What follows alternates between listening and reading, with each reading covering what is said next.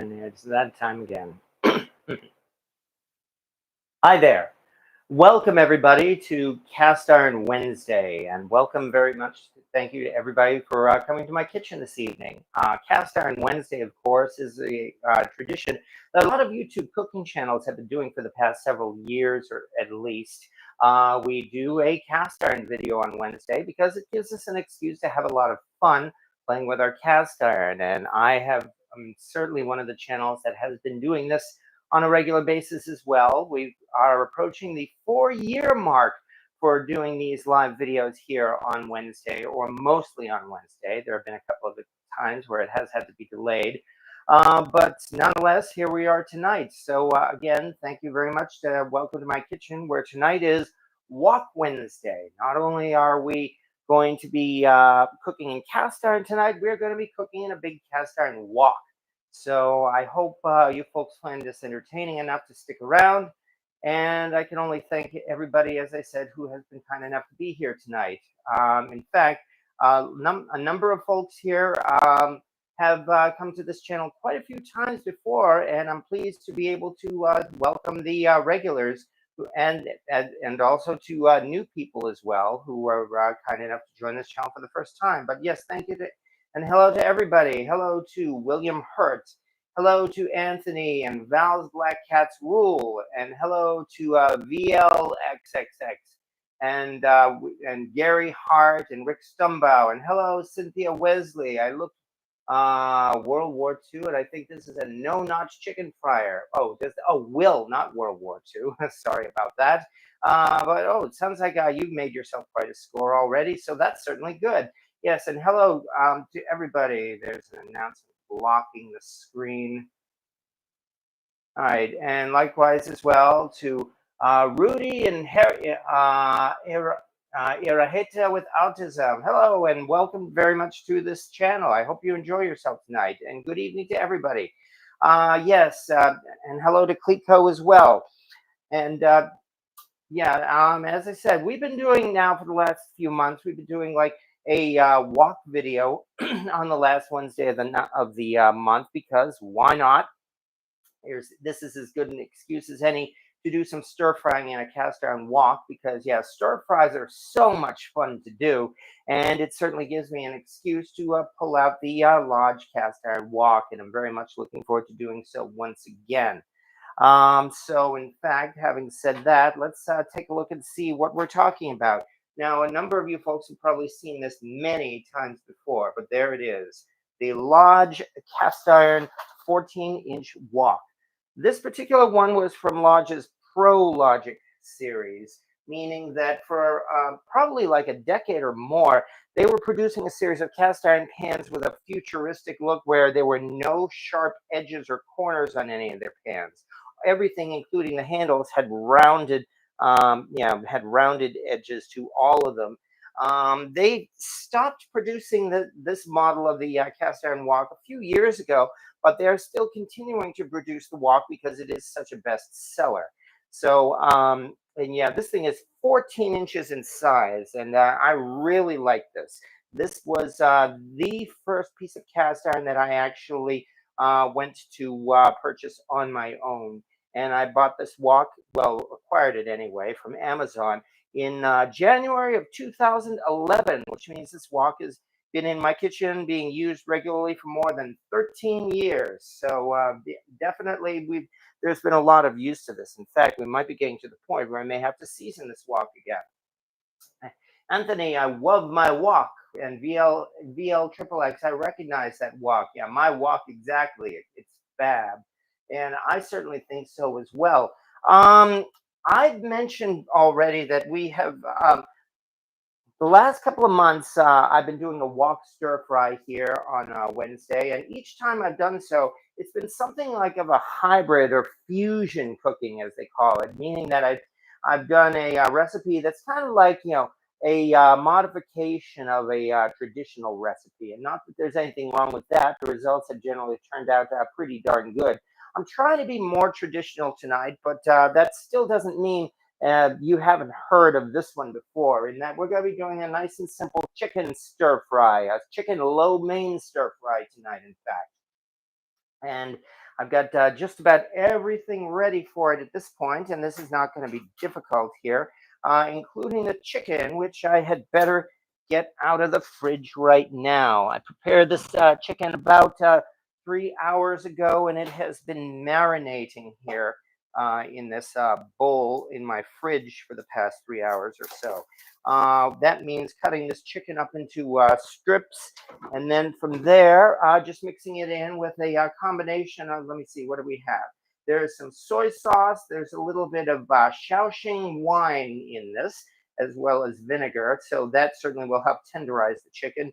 Also, there is cornstarch, and there is one egg white in this chicken as well. Everything's all been mixed together, and that's because we're going to be using a processing that I've done a number of times before as well, and that process is called velveting. I really like doing this method here when doing a stir fry of chicken or beef or pork in my wok, because I really do think it ends up with a where the meat actually is very tender, and it's quite similar to what you might even get at Chinese takeout. So other than that, I've got, of course, we've got some ginger here. We have some chopped up onion. Over here, I have minced garlic, the essentials for a good stir fry. For veggies, and this time we've got some diced up carrots or cut up carrots, as well as green bell peppers. And just as important, we also have, oh good, this is not too hot, lo mein noodles that I just took out of the water. In fact, they're settling at this point. So yes, this is going to be a lo mein stir fry. However, I didn't intend to. I did do one thing, and there's another announcement. I gotta turn off these announcements or something. Hi. Hello as well to Focused Fury. I just found your page a couple of days ago. Well, I really hope you enjoy yourself, and thank you very much for joining this live video tonight. But yes, as I mentioned, I just finished making these lo mein noodles, and I made sure to reserve the cooking water. In fact, it's right over here, and it's still boiling. In fact. This is what we're going to be using with the velveting process. In that, since I used since this is kind of like a starchy water, like Italian pasta water, I'm going to simply pass the chicken through this, and then from there we will be able to do some stir frying. Yeah, as I said, that look this up as well. I am in the process of rebuilding my web page. I had a bit on velveting on my old web page, and I definitely have to restore that little page about velveting as well. So, Anthony, I've been pondering that wok. What is its diameter? The diameter of the wok is 14 inches across. That's of course bigger than a typical 12-inch wok. And I've used a 12-inch wok, and I can actually say that there is quite a big difference between the 12 and the 14. And for that reason, if you were going to get yourself any kind of a wok at all, whether it's cast iron or carbon steel or anything, I would definitely recommend a bigger wok, such as this 14-inch size. That little bit of difference actually creates a lot more surface area, and I find it's a lot easier to do stir frying with more surface area here. So it definitely say this. A tad smaller, but useful. Tad smaller. Oh, 13 inches in diameter. Well, actually, as I said, this is 14 inches, or I guess you mean your wok is 13 inches, perhaps? And hello to Louis J. Cast Iron Cooking as well. The thing about a cast iron wok, one reason, a little bit more talking, and now I'll finally get down to doing some cooking here. This is the Lodge cast iron wok. This thing is very heavy. This thing weighs I think it's like about 11 pounds or so. And as you can see, it only has these short handles here. And that means, unlike your typical wok, I cannot pick up the wok and toss the food around the way you can do so with a light wok. So unfortunately, that's something I still need to practice as well.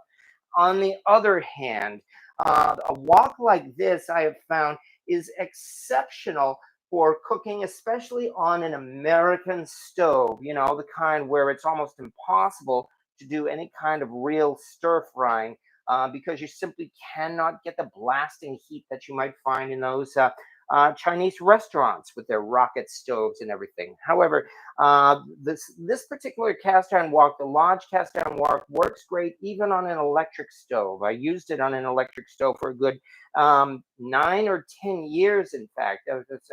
No, actually about 9 years. That's right.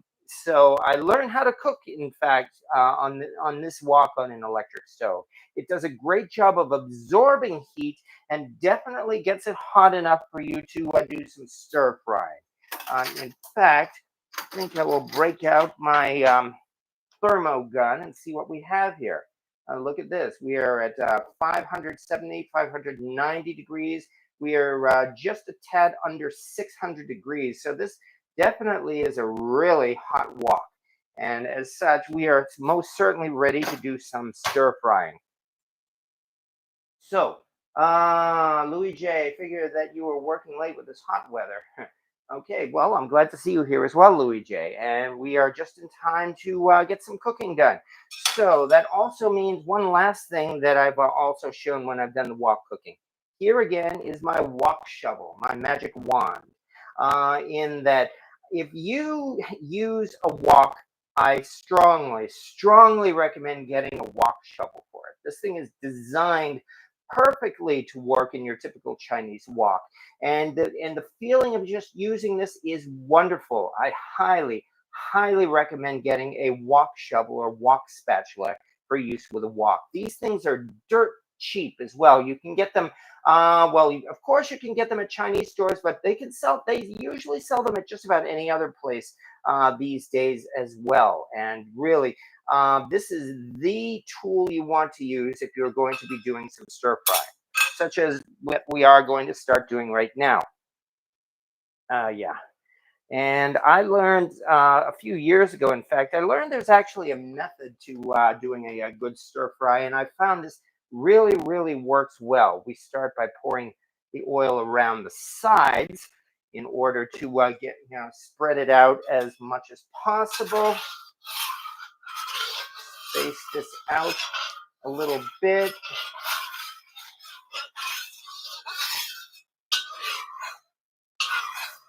So far, so good. And from here, okay.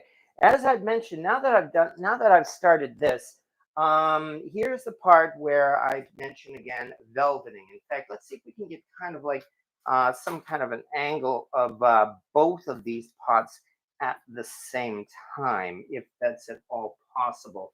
In that, I'm going to start by putting the chicken into this hot pasta water for maybe about 30 seconds or so before I move it over to the wok.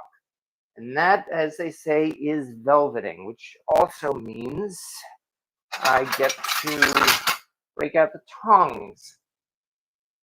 So let's start here.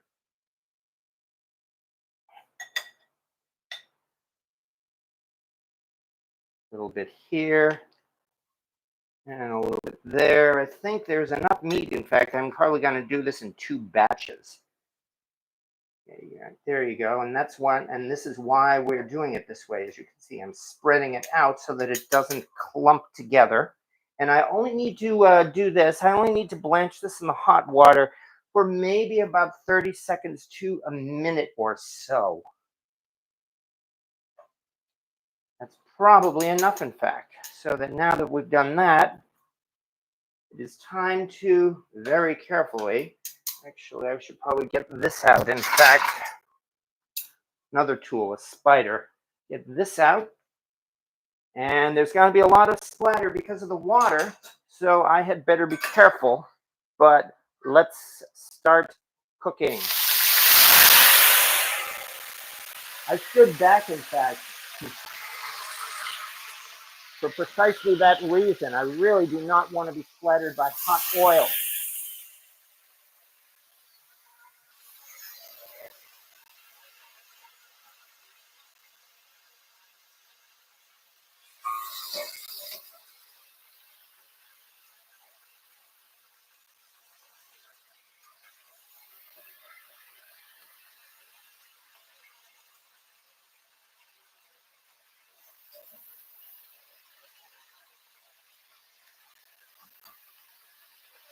Hope I didn't overdo it with the chicken, in fact.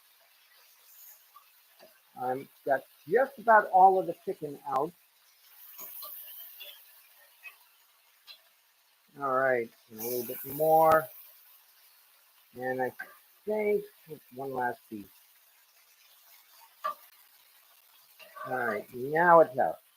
All right. This is definitely good and hot, and I like that. So let's, oops, looks like a little piece of the lo mein still stuck to it. That's all right. Notice how already the chicken is getting browned, although it probably helps that I use some soy sauce in the marinade as well.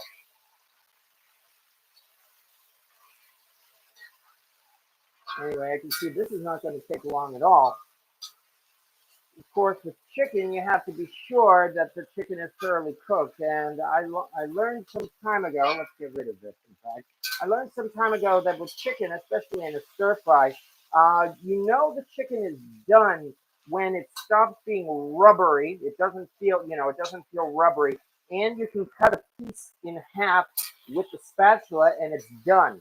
And that's when you know that the chicken is done and ready to come out. As I said, this chicken here had a marinade of some egg white, Shaoxing wine, a little bit of vinegar, and soy sauce.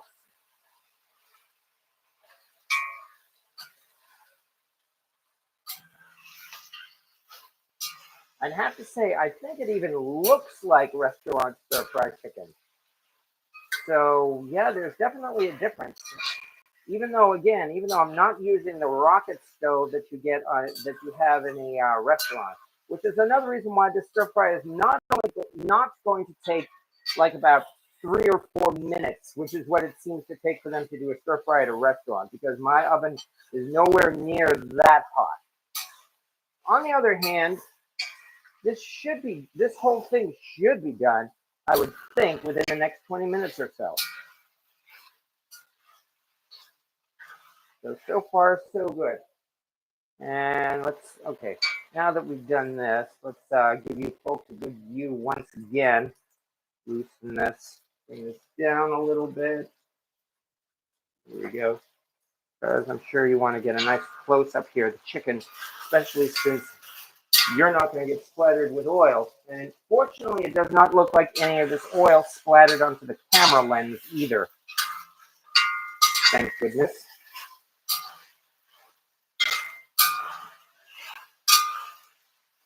Once this chicken is done, I'm actually going to remove it from the wok. Here's another piece I can get rid of. And then from there, we'll be able to do the vegetables. There's really not much more to a good stir fry, but that's the thing I learned about doing a stir fry, doing it in batches. Oh yeah, I did say I have more chicken.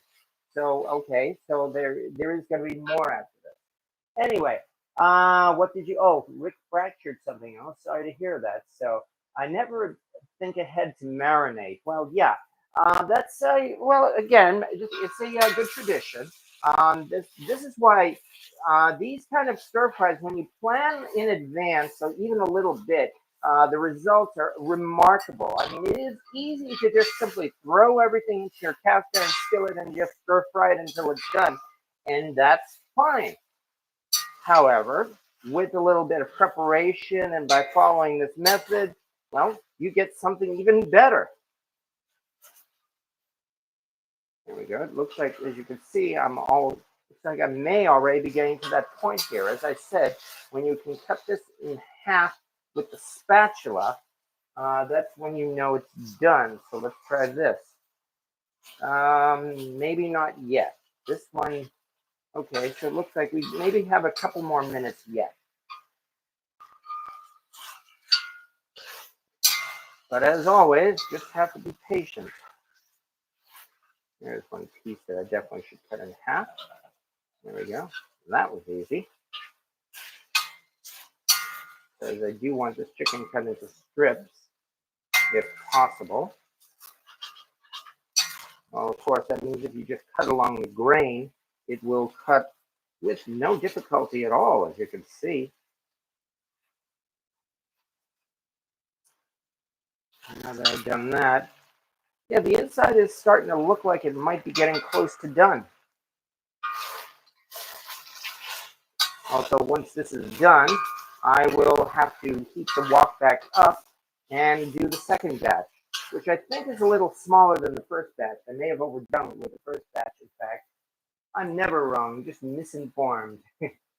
I don't know the technical name of the bone, but it's one of the bones of my left forearm, and I am left-handed. Yeah, I don't remember all of the names of the bones either, but I know what you mean. Sounds like when I fractured my wrist a few years ago, that was so much fun. But at least I will say that by following the doctor's procedure, my wrist is probably about 99%, if not 100% healed.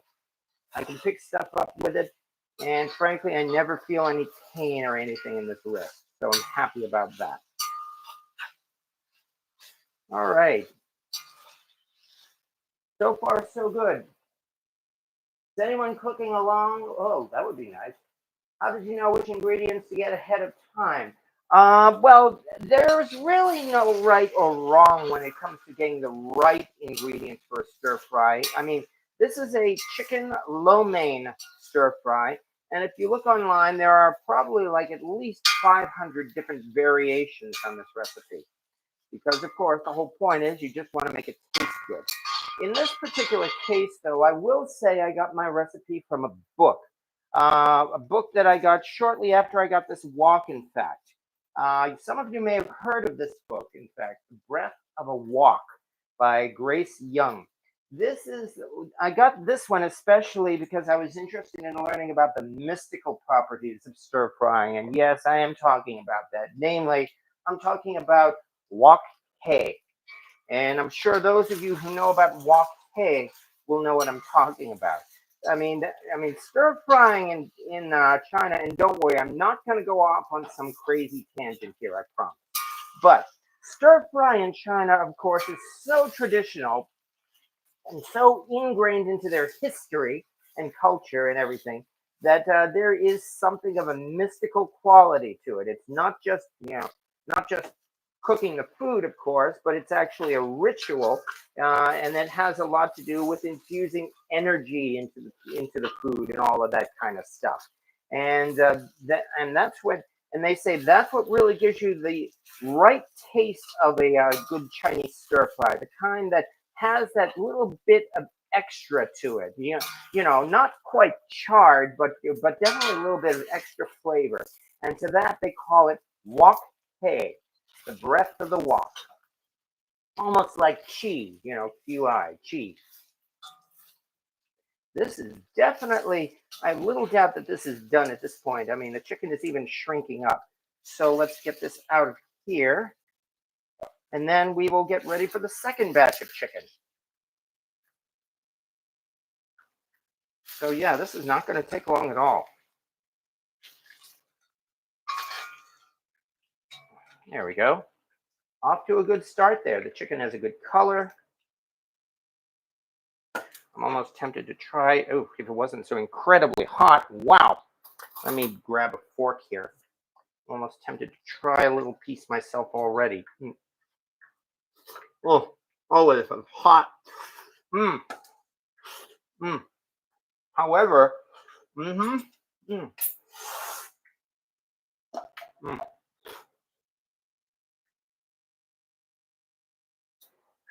I would have to say, yes, it actually does have a flavor similar to what you would get at a Chinese takeout. This, by the way, is down to 330, 340 degrees. So that shows that the temperature did indeed drop as it was cooking. Which means, let's get this thing back up, which should not take long. And then we will work on the second batch. Anyway, what do you mean by almost tempted? Yeah, I would say I was definitely tempted there. That's for sure. Call him Lonely Wolf. Want my guy to smile and laugh. Okay. All right. Wok master. Well, I am no wok master. I do not claim to be a wok master when there are folks. I mean, for instance, as I said, I cannot pick this wok up and toss the food around. I don't have that skill. the skill of tossing the food around. So definitely no one would call me a master. I am no more than an amateur at this. On the other hand, I'm still enjoying myself. So quite frankly, if this is being, if even though I'm just an amateur, I'm, well, still quite happy with how this particular chicken turned out. Got a crust here on this spatula that I want to get rid of, even though this is like the fond. There we go. That's a little better. Got the extra residue off the spatula here.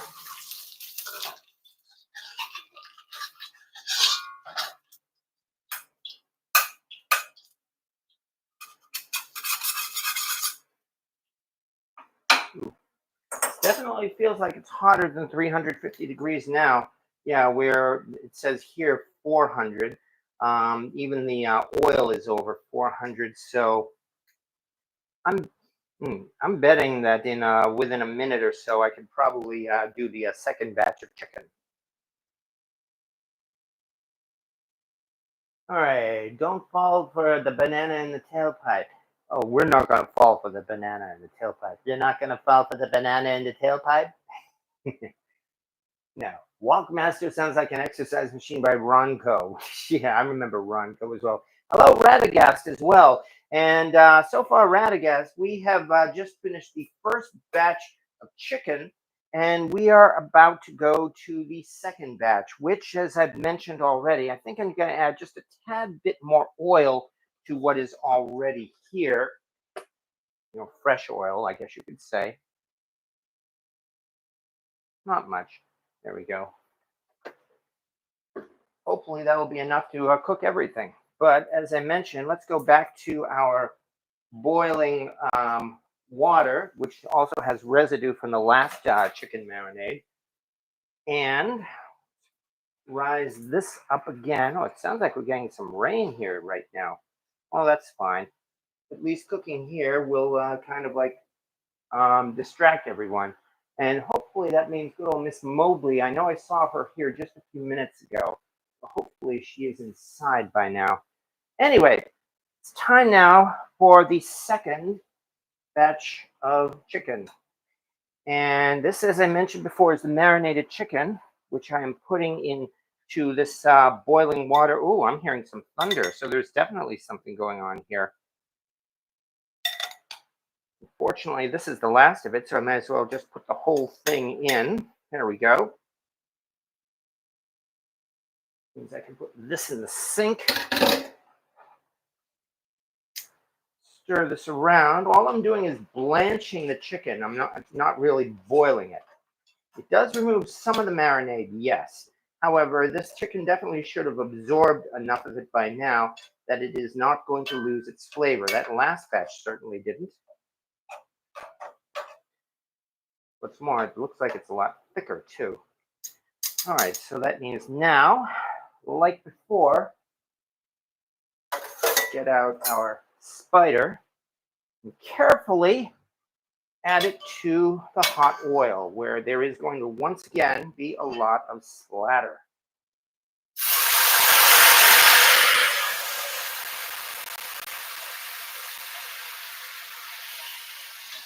Maybe you can hear that from here.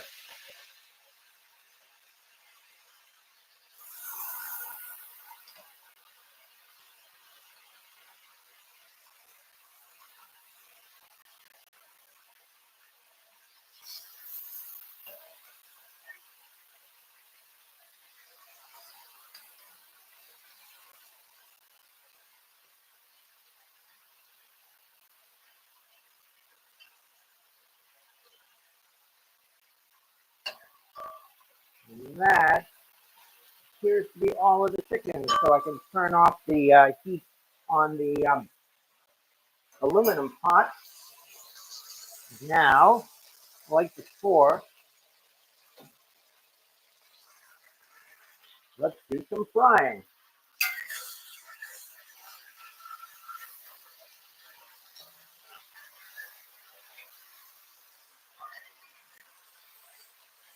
There's no way that was only 300 degrees. And just like before, this is getting some nice browning on it.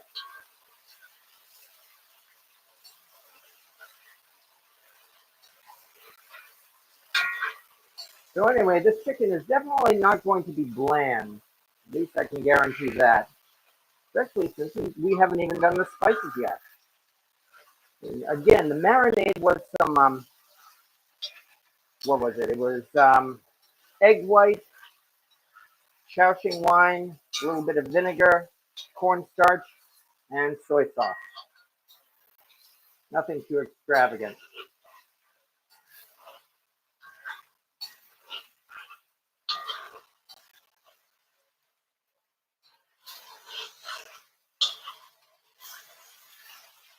There we go. Now it's starting to calm down a little bit as the chicken is indeed starting to cook. The temperature's probably dropped a little bit, but it is certainly good enough that this chicken is going to be cooked. There's certainly no question about that.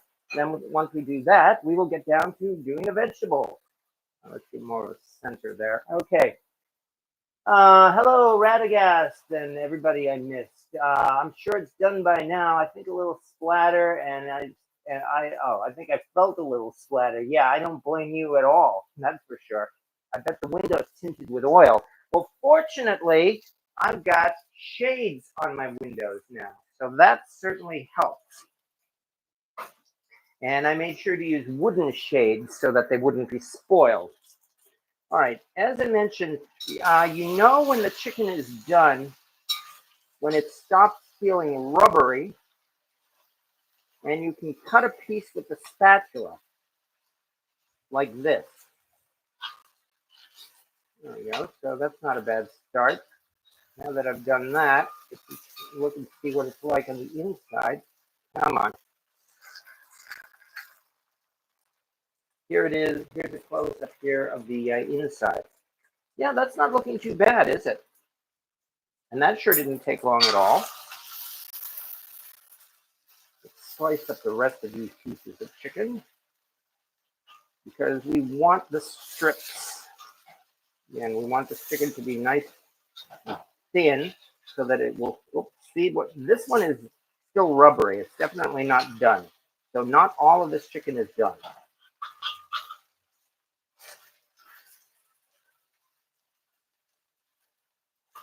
Which means let's just keep on going.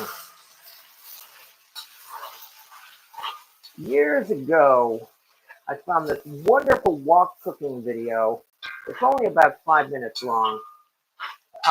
In that this guy who runs a hotel at a very small village in the Himalayas does wok cooking on a wood burning stove. And he does an amazing job so that in only 5 minutes, he's got 2 fully cooked dishes to present to his guests. I thought it was fascinating. I definitely should repost that video.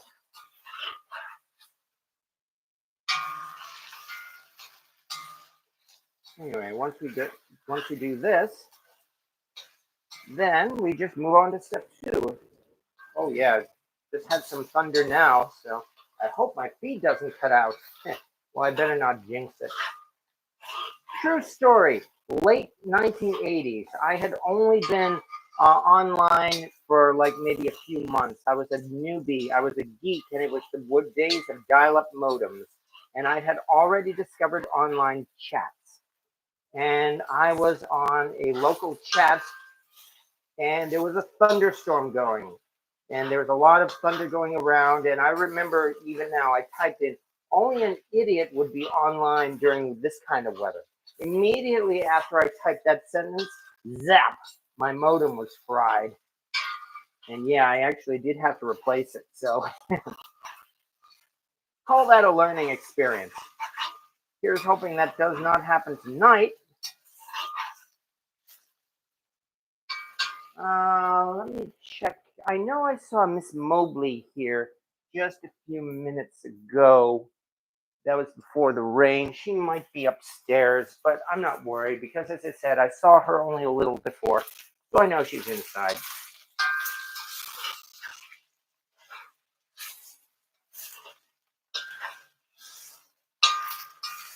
All right.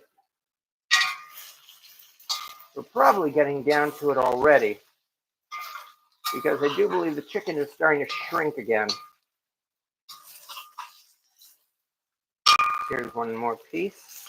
Yeah, that one is cutting very nicely. I don't think there's any problem with this. This chicken is most likely done. There's one more piece. Let's try cutting this one in half. This one is still not cutting in half. That's interesting. All right, well, then just another few seconds or so and we'll call it. Anyway, this is step number 1. It does take a little longer to do a stir fry with this method, but really the extra flavor you get is certainly worth it.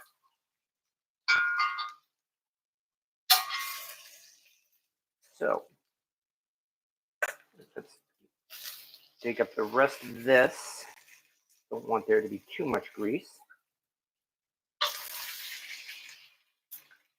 Squeeze out the grease. All right.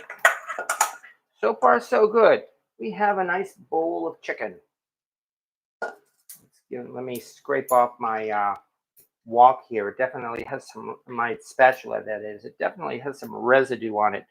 And then from there, we are letting the wok heat up yet again, because now that was the hard part.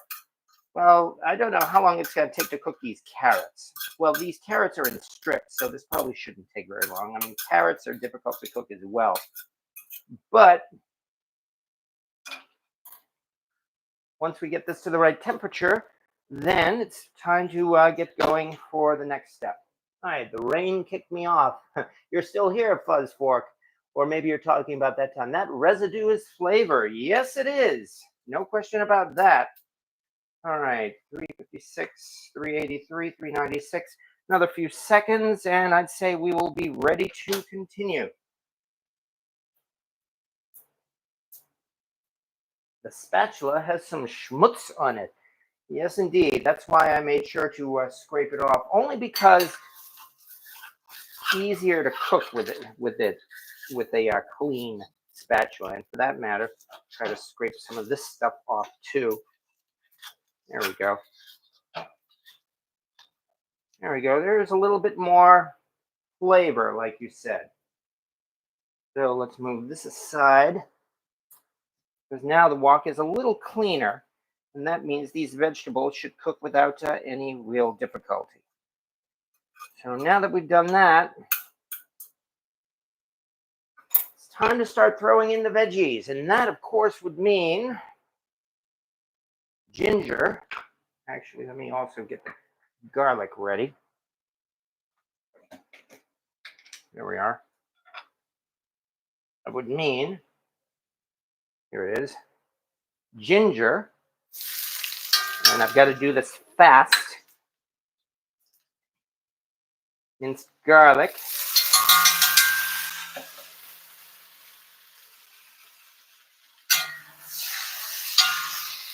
and onions. You know, the holy trinity of most Chinese stir fries. I'll put the cover on this minced garlic. And I only need to cook this for a few seconds because, again, we don't want it to burn.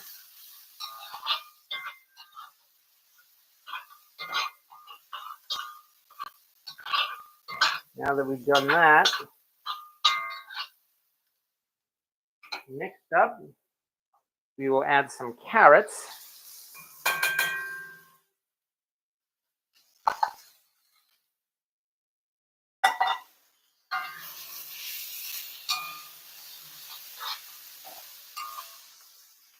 And I notice this has already absorbed all of that oil. Well, almost all of it. Nice thing about a wok is, as you know, the wok has a sweet spot on the very center. That's where all the heat kind of like is concentrated. And I know I told this story before, probably last month, namely that the fact is, this particular large cast iron wok is warped. I actually warped this wok when I was learning how to cook in cast iron, because I made the same mistake that a lot of people make when they're first starting to look into cooking cast iron. I heated my wok or my cast iron way too high. I regularly blasted it on the maximum on my stovetop. And that means after doing this for probably a period of months at least, I indeed warped the wok. This wok is a spinner. If I put this wok down on a flat surface, it will indeed wobble and spin. Not much, but it does. And when you consider that the large cast iron wok has, what would you say, the center here to its thick bottom is what, half an inch, 3/4 of an inch of iron? So yeah, warping this wok was quite a feat, if I may say so. But I did it. And the nice thing is, though, is that if you warp a cast iron pan, you end up with a warped spot in the center which gives you a hot spot. That's where all the heat is concentrated. Well, with a wok, that's exactly what you want. You want the sweet spot at the center. So in that respect, as you can see, I definitely did not get rid of this wok. I'm still using it on a regular basis. And it is doing exactly what I wanted to do. So I'm quite happy with that. Finally, throw in some green bell peppers.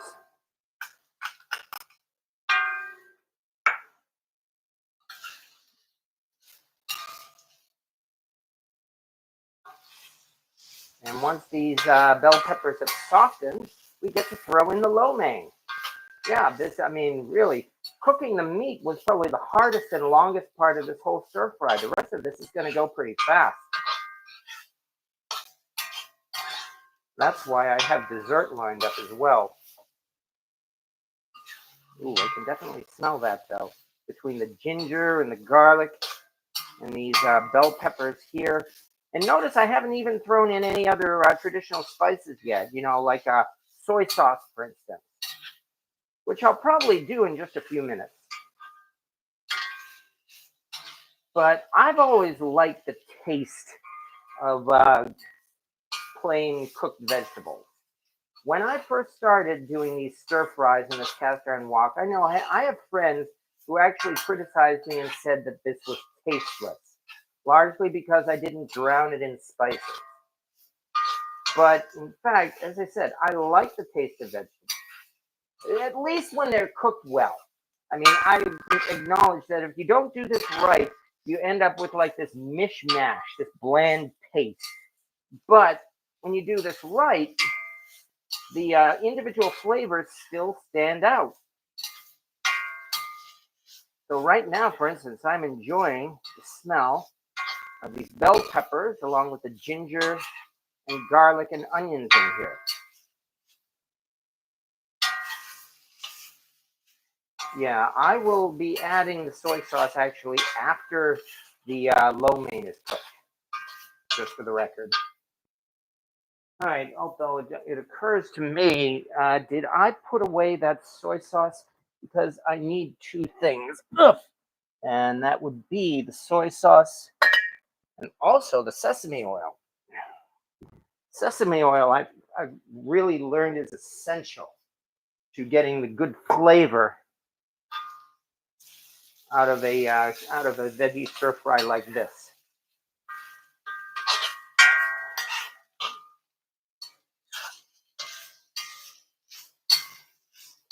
Anyway, as I said, once these bell peppers soften, then we're ready to add the lo mein. Okay. No mercy if it's only been about a month. Good to be since I got the truck. Oh, that sounds interesting, Rick. Sesame oil. Yes, exactly. Sesame oil is one of those things. Again, I avoided sesame oil until I learned how to cook, and I like to think I expanded my palate. It adds, if you use too much of it, it definitely overwhelms your food. Maybe that's why people don't use it a lot in American cooking. But if you use just a little bit of it, it definitely adds that little bit of background flavor, that unique flavor that you can really only get with Chinese stir-fry cooking. Yeah, I'd say we're at that point. So move this aside, and here comes plop. Come on. Come on. This is the part I love. There we go. Plop. There is our lo mein. Looks a lot like spaghetti, doesn't it? Well, it is made from wheat, that's for sure.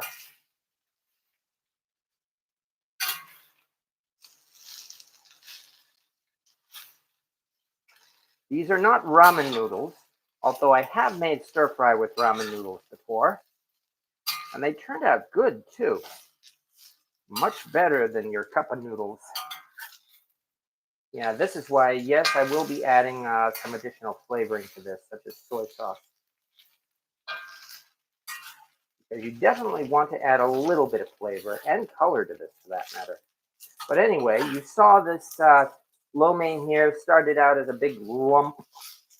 A little bit of cooking in all of this greasy food, and it all starts to, as you can see, it all starts to separate. So as a result, that makes it much easier.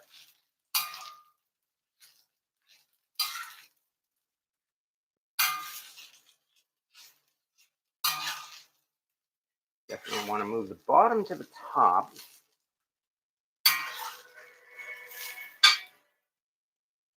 What was that?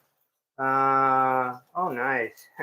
Flash flood warning. How nice. In effect for Binghamton. Well, that's thrilling. In other words, I better not go out anywhere tonight.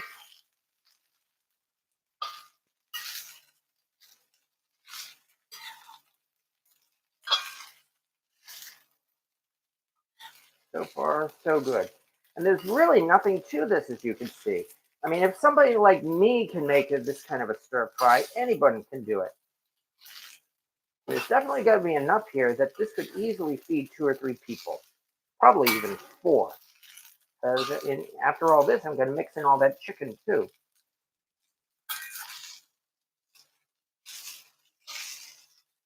From here, though, now that we've done this, let's throw in some salt.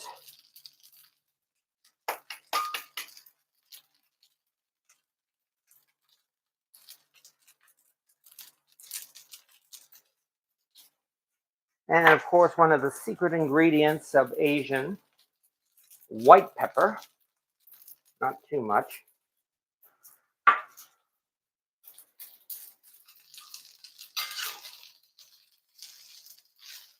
Yes, now it's definitely time to add a little bit of liquid. So, to this, let us throw in some soy sauce, which we noticed, whoops, yeah, do it all over the place, why don't I? But I put it around the sides, let it soak to the bottom, and then mix it together. This is a dark soy sauce, so yeah, it's definitely going to color this lo mein pretty quickly.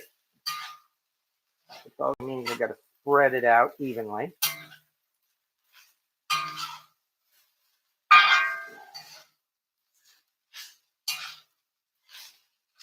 And then to this, there we go. It's looking a little better too. Now, we add the sesame oil. Don't need to use a lot. Probably enough.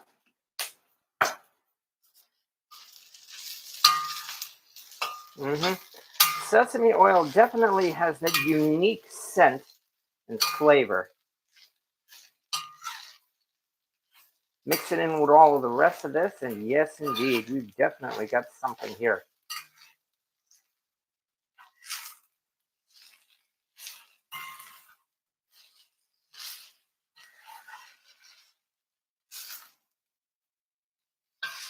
Nice. Oh, like I said, that's a new word I seem to have picked up. Not that it's a bad word, but I don't know if I want to make a habit of saying noise all the time.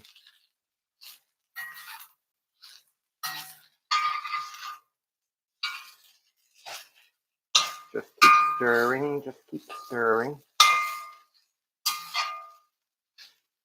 And finally, since we've done all this, time for the chicken. Plop. Now it's just a matter of heating it all up. And here's the result. Nice, big, and again, this is one reason for using the large 14-inch cast iron wok. Notice even 2 inches of difference. You know, with a 12-inch wok, this would be overflowing. But here, I'd have to say it looks just right. Other than the fact that, yes, I did seem to spill it all over the place, as I tend to do.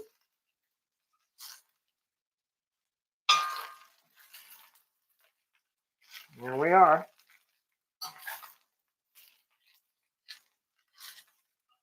So far, so good.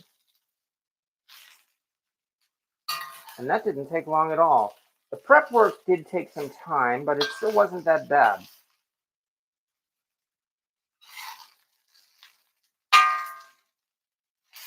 As a result, got something. At least the look of this makes me think of takeout. Okay. Never heard of anyone being successful with that. Like I said, it just breaks instead of bending. Oh, Oh yeah. Well, thank you very much as well. The only thing that dish needs is a cold beer, like a Kirin, for instance. But yes, indeed. Ooh, now I think I'm starting to smell that little extra thing that these noodles are starting to sear just now. You know, so we're going to be starting to get that little bit of extra flavor to it.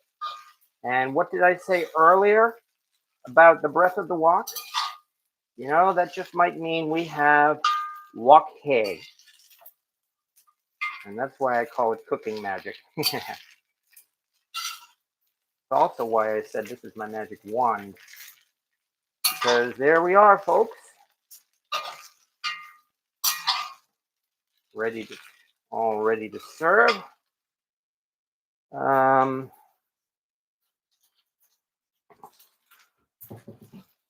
Let us dig out a bowl. Why am I having trouble finding one? Oh, here's one. All right.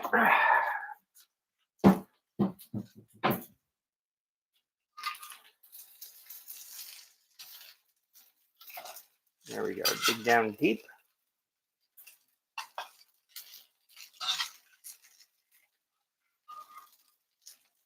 And voila.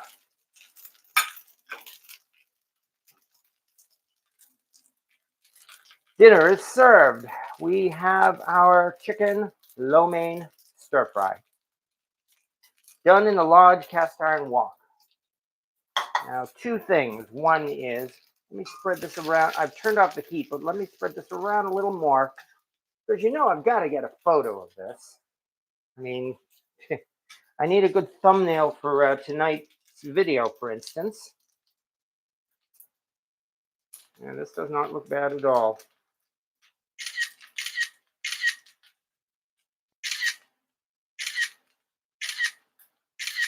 Then I've got to get this out of the wok before it burns. And then after that, we'll be able to turn our attention to part 2. Because we're not done yet. All right, let me see. Let's dig out one of my favorite containers.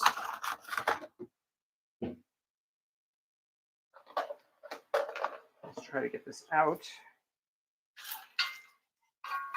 carefully.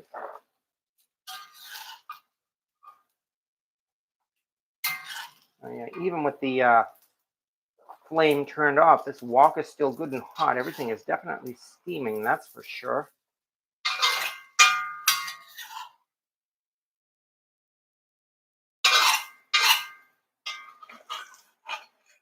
There we go. One way to do it. I don't know if it's a traditional way, but it works.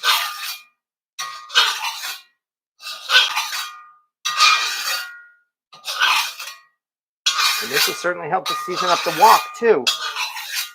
All right. Might have even used too big a container, but it'll do.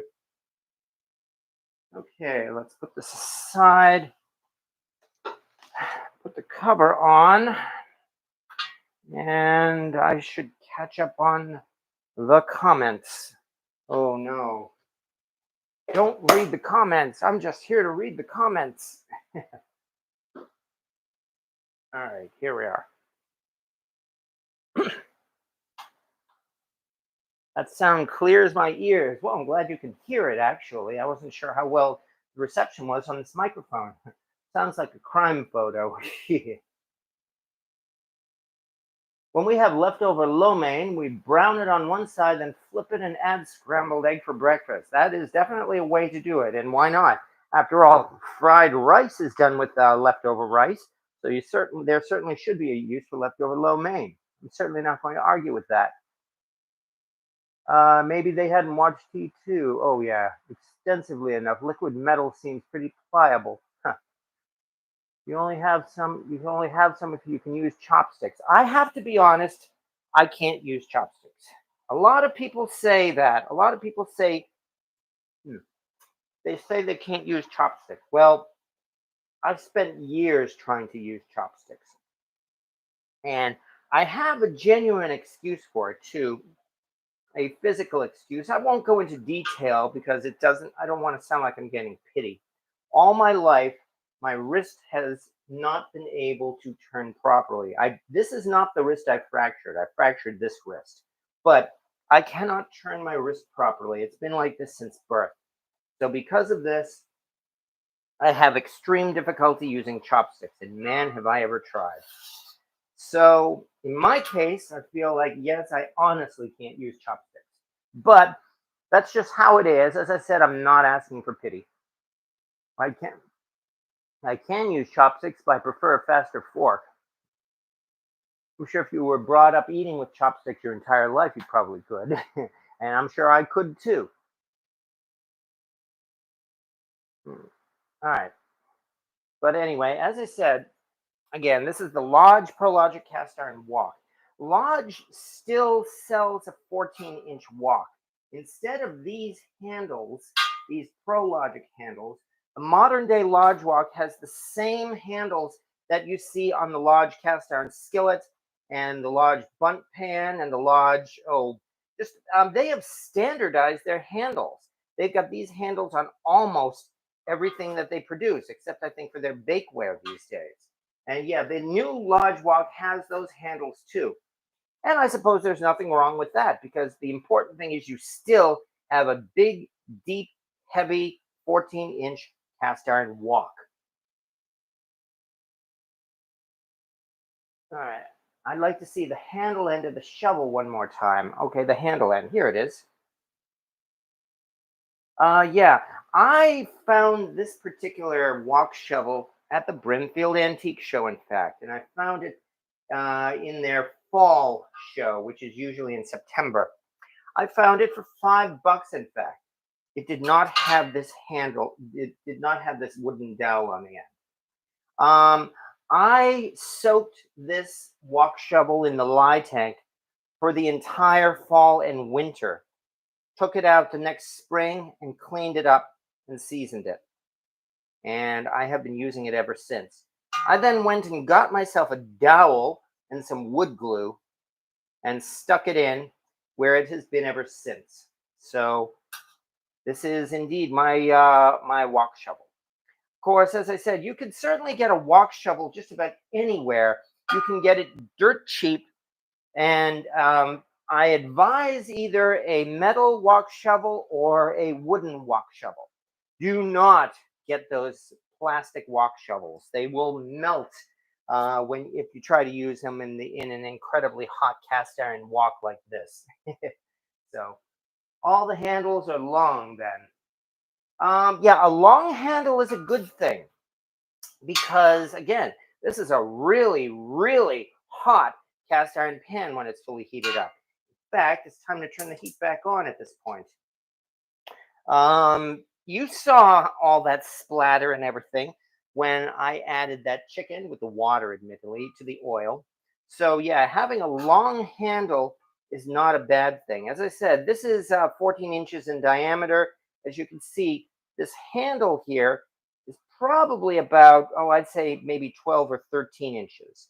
Plus, of course, the spatula itself. So the whole thing, yeah, I would say like maybe about 15 to 16 inches in diameter, but it is just the right size for a big wok of this kind.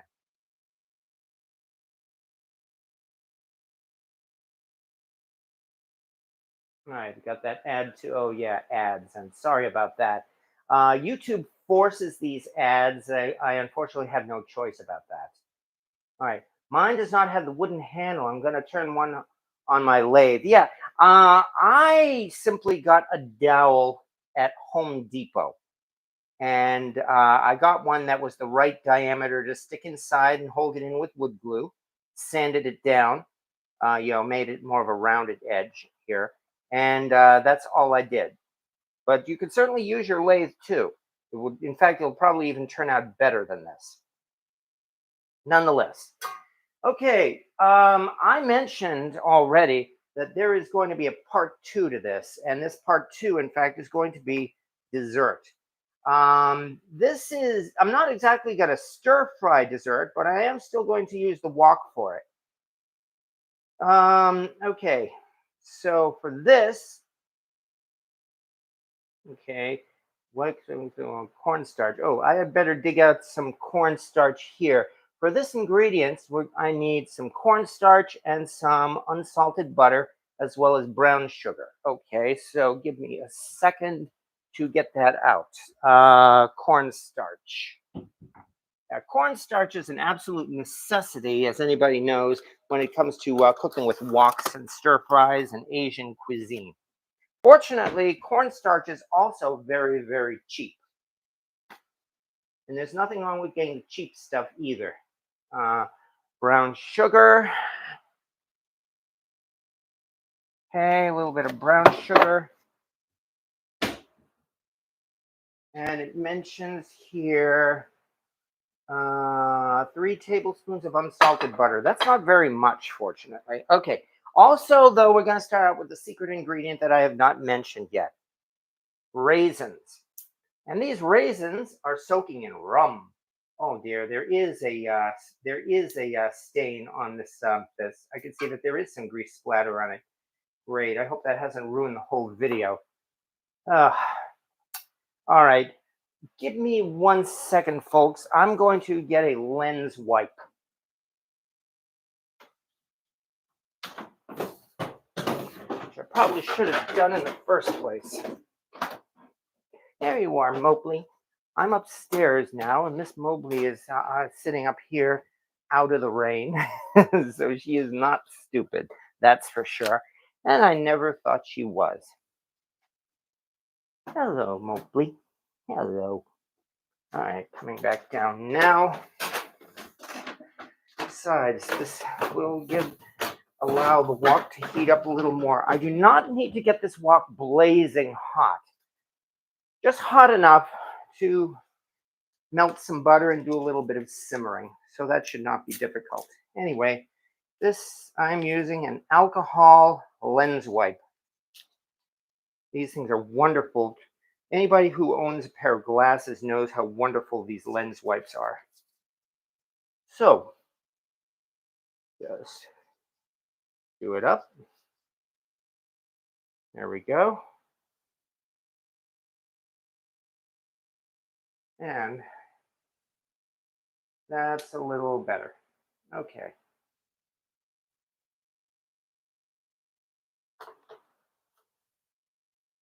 All right. Let me see. So far, it looks like so good.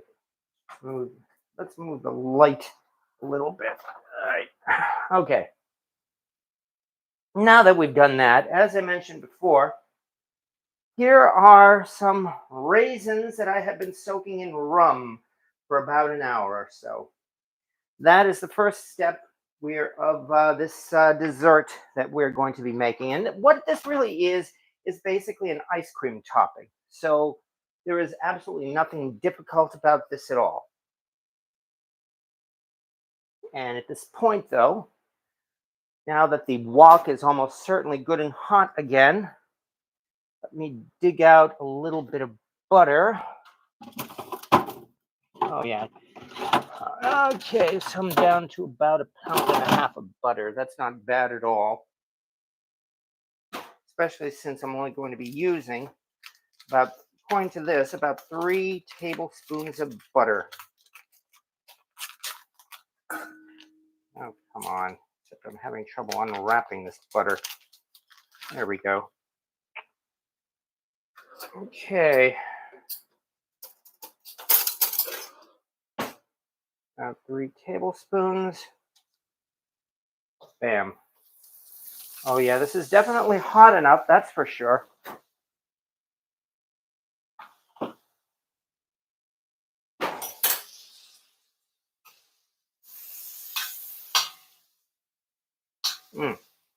Just the smell of that butter in this wok is indeed tempting as well. Although I should get rid of this extra residue, I think. I don't think we want too much soy sauce in this dessert, do we?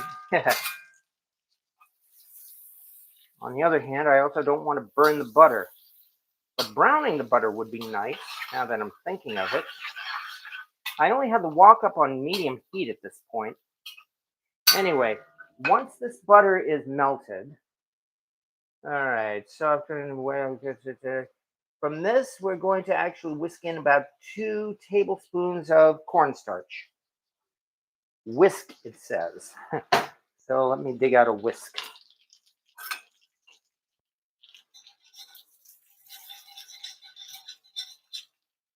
Come on, there we go. I think the cornstarch is meant to thicken it. Because look at the way this thing is bubbling, that's for sure.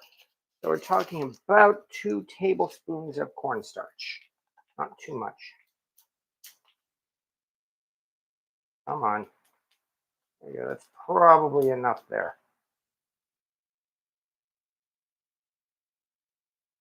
This should give us a slurry, I would think.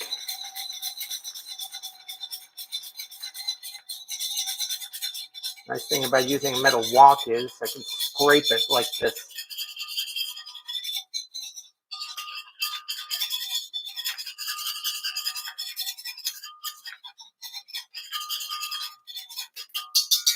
Okay, and to this,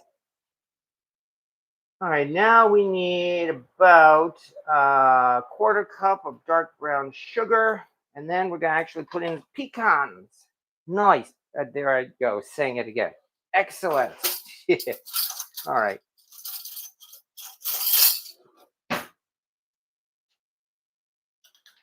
As you can see, I'm kind of eyeballing it. But that should be enough.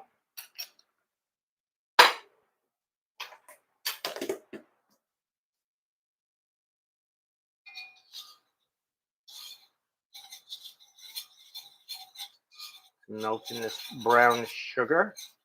Oh yeah, this is actually mixing in quite well with the butter. This is going to be interesting, but don't worry, we are adding more liquid. I did read the recipe in advance, don't worry. This is interesting. All right, mix in about a 1/4 cup of brown sugar.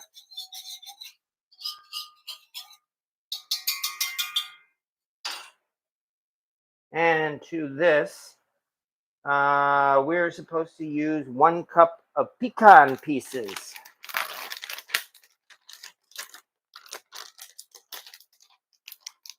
All right, so in fact, let's wait a little bit more until this really does melt.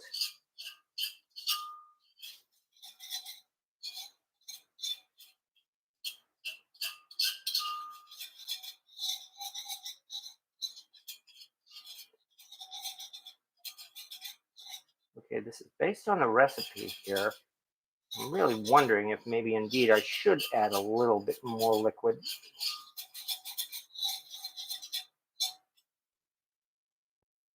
Or maybe even turn up the heat a little bit. Because I know brown sugar does melt, although it gets extremely hot when it does. fact, I think I'll throw in maybe a little bit more butter, not much.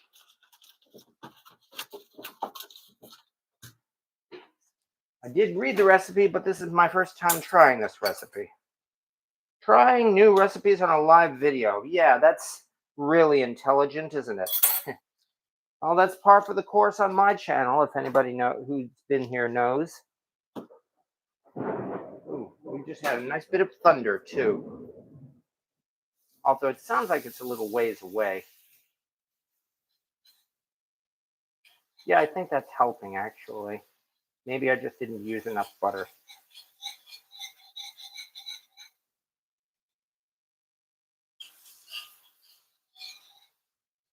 Okay, I think we're done with the whisk. Let me scrape off this wok spatula once again.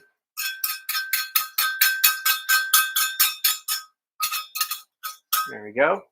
Now it's time. Much better. Because now, to this, we are adding, as I mentioned, pecans. And here's the thing about pecans. You don't want to burn them. So I've got to be careful.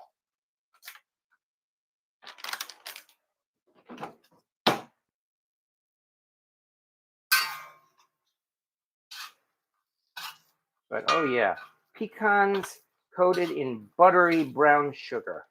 Now there's a win for you. However, I still wonder about the amount of, well, actually I know why, because I know what's coming up next.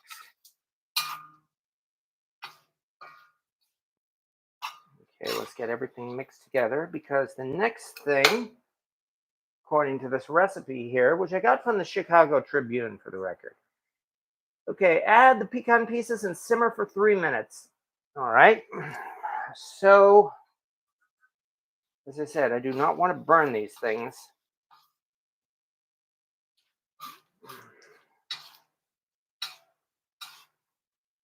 More like toast them.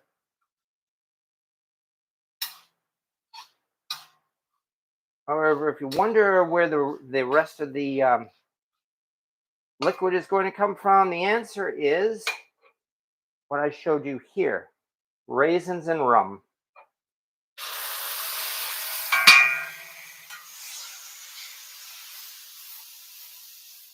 Oh boy, can I smell that alcohol.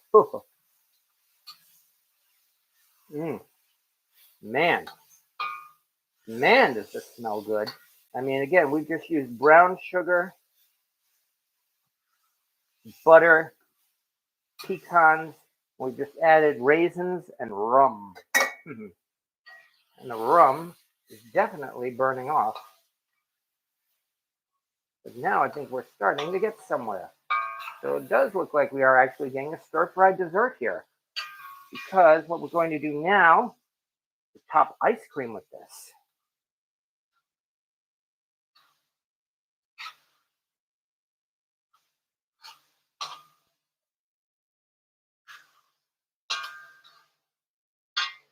All right, let's see. Big fan of pecan sandies. Nice. How long are you going to keep that poiky you found or pass it along?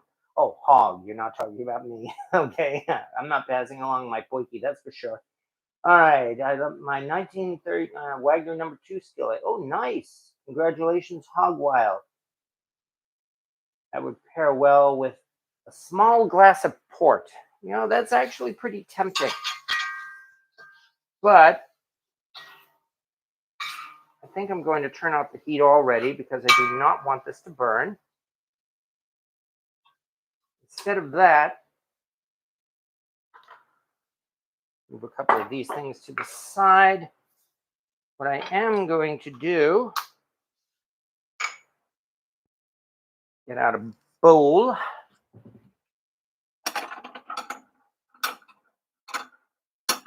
What size bowl? What size bowl?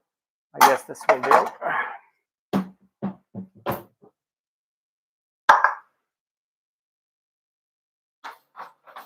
And to that bowl, we'll add some ice cream. Means I've got to open up the ice cream. This thing is still sealed. Don't want to burn this. I do have it turned off, but I still don't want to burn it.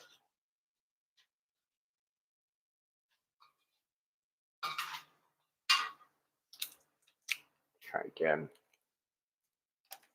Yeah.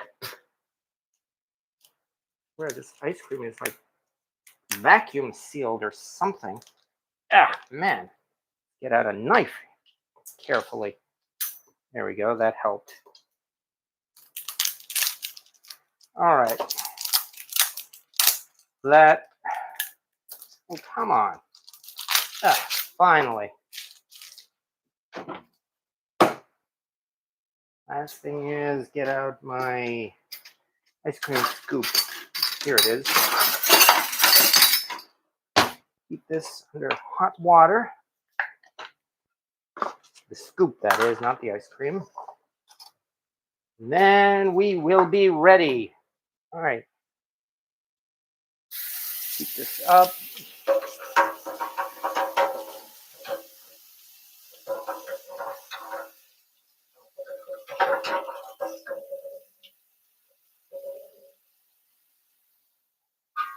Stir this around one more time.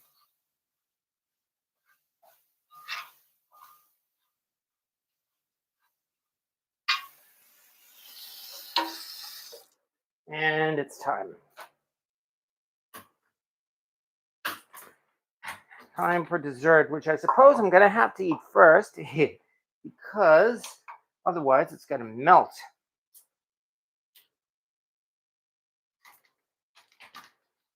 Come on already. There we go. All right. Let's dig in some ice cream.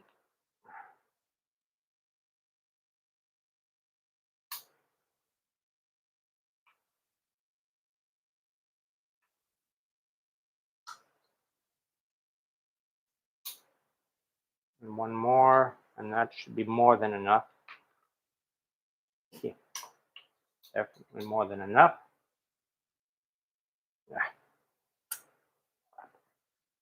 Cover the ice cream, put it back. Where'd the cover go? Here it is. Because it's the middle of summer, I do not want to leave this ice cream out. Finally, now that we've done all that, let us top this with our fruit and nuts.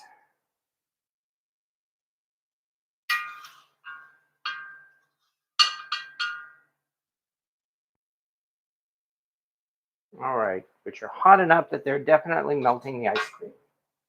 There we are. In fact, let's also dig out a very long-handled spoon. And bam. Dessert is served. Rum raisins and pecans. Stir-fried in a large cast iron wok. All right. I'm gonna have one scoop of this because I can't resist. Oh yeah. Flavor combination is wonderful. These raisins, the pecans, the rum flavor, and of course the ice cream. And then, oh yeah. Now this is a decadent dessert. Oh, wow. I better stick this in the freezer right now because I would say we set out what we accomplished to do.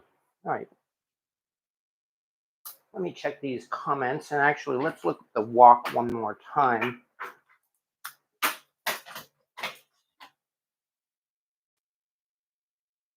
we go.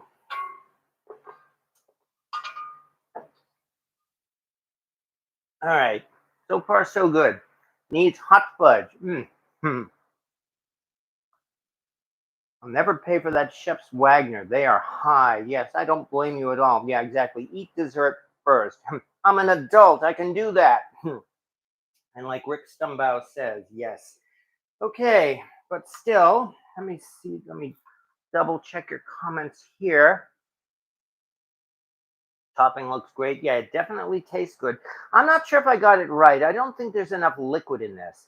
But on the other hand, these things definitely add a nice crunch to the ice cream. So I'm certainly not going to regret that. Hang on to things that just get harder to find in the wild if you ever plan to cook with them. Movie night. See you next week, and happy cooking, you too, Anthony. Thank you very much. 3 minutes on pecans. Yes, exactly. We don't want to overdo it with the pecans. That's for sure. Hog wild. I will keep the poiki. I want to use it for a Dutch oven gathering to see how it does as a 12 deep temp oven. You will love that poiki. I love my poiki. Not just because of the not because of the way it looks so cool, but it does a great job cooking. You will get a lot of use out of that poiki. I can pretty much guarantee you that. It's usually the creator doing the kicking. Oh, I hope there wasn't a spammer in here. If so, I honestly missed it. I'm sorry to say. Big fan of pecan sandies. All right. I just made the large peach cake but used berries. Okay. Well, anyway, as I said, this tasted great. I don't know if it has the right consistency though. I got this recipe from the Chicago Tribune, and I'm actually thinking that this thing definitely needed more of some kind of a glaze or liquid or something to make it just that, to make it more like a glaze. On the other hand, these are some very tasty pecans and raisins, and I'm definitely not going to have any problem finishing them. I will say that. So, but there we go. I'd have to say, if nothing else, we have had another Wok Wednesday. I've got a chicken stir fry as well that I need to finish off, and a lot of extras that I can bring as well to my friends and family. So I'm quite happy about that. This dessert is really something else. Okay, dinner is served. Yeah, more rum. Well, it's a work night, unfortunately, so I really can't go overboard with the rum. I'm sorry to say. Besides, I think the alcohol burned off when I was cooking, and so I'm quite happy about that. That'll give me an excuse at least to finish off the nuts and the raisins.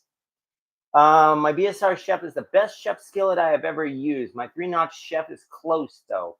Yeah, I'm still looking for the day when I manage to score a BSNR chef skillet, but you never know.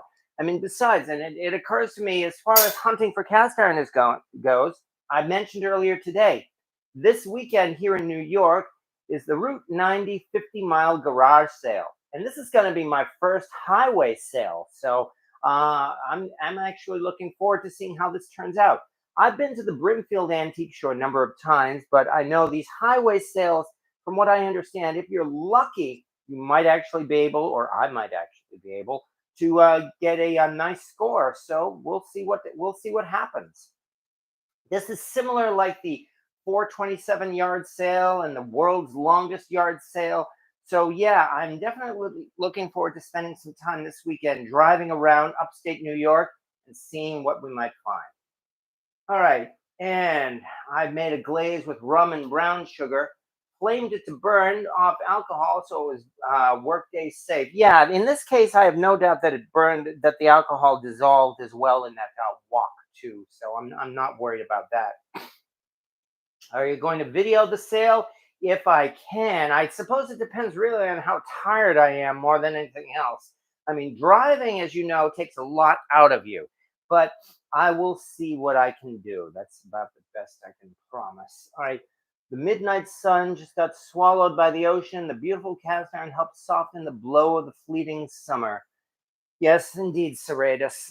Oh yeah, that's right. You're up in Scandinavia, and yeah, even here in New York, the days are already starting to get a little bit shorter. It's no longer bright at 5 a.m. anymore. It is at 6 a.m., but unfortunately, it's dark now when I wake up again. So, first signs, but hey, we still have the rest of the summer yet. We still have, I mean, July is not over yet. We have all of August and most of September. So let's enjoy it while we can. And that means, of course, let's get a lot of good cooking in because, yeah, cooking is fun. There's really no wrong time of the year to do cast iron cooking, especially if you're doing something like we did tonight, a nice stir fry here, which, as you saw, was really not hard to do. These stir fries are so popular because they're easy to do and they're fun. And I definitely do recommend getting yourself a cast iron wok or even a carbon steel wok at some point and learn how to use it because there you go. You'll have a skill that you'll use for the rest of your life. And so, yeah, that means, as I said, we've come to the end of another Cast Iron Wednesday here. Next week is the first Wednesday of August. August?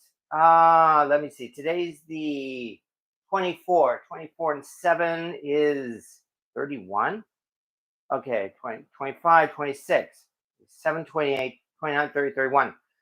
Oh, the month is not yet over. The 31st apparently is going to be next Wednesday. Well, maybe, yeah, I guess I'll probably do my usual first of the month cast iron discussion next Wednesday, but we'll work that out and see what happens. But nonetheless, though, I am looking forward to doing this all again next Wednesday because, as I said, these things are a lot of fun, and it's you folks here on these live sessions that make these things so much fun. So even though we're about to reach 4 years here, I don't have any intention of stopping at any time soon, and I have all of you folks to thank for coming here with your comments and, well, I guess actually enjoying what I do, strangely enough. So thank you very much to everybody. Thank you to Chris McGee and to Cynthia Wesley and Serratus and Val's Black Cat's Rules, Rocket Caver, Rick Stumbow, Fuzzfork8, and Kenrick. Nice to see you all. Nice to see you all here, and Greg Hart and Calamity James. I don't intend to stop. We've got a long ways to go yet before we get into the twilight of the year, and of course, there's always fun to be had here cooking in cast iron. And so, well, I'll see what happens this weekend. Maybe with any luck, I might have some more cast iron to show off. But until then, we will just enjoy the rest of the week, everyone. We've gotten through hump day. We only have a couple more days till the weekend. And then, well, let's all have some fun and enjoy the summer. So thank you, everybody. Thank you very much for joining my channel here tonight and for watching my little mishaps as I did some stir frying. And we will be doing this all again over next week. So thank you to everybody. And as I like to say every week, I'll see you next Wednesday.